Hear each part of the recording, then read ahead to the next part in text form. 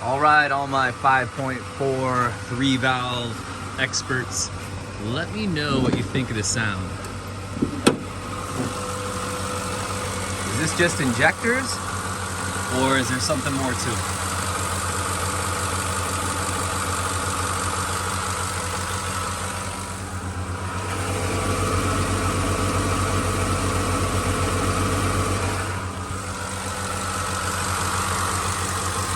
I felt like it was nothing, just injectors.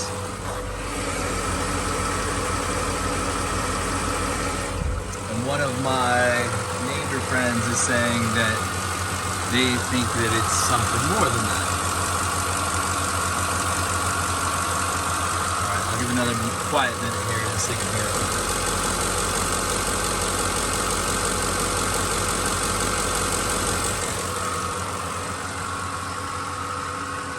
Alright guys, if you're an expert on this one, chime in, let me know. Hopefully there's nothing to worry about. This is a 2006, 151,000 miles on it, and no timing has been done to it. Alright, let me know. Thank you.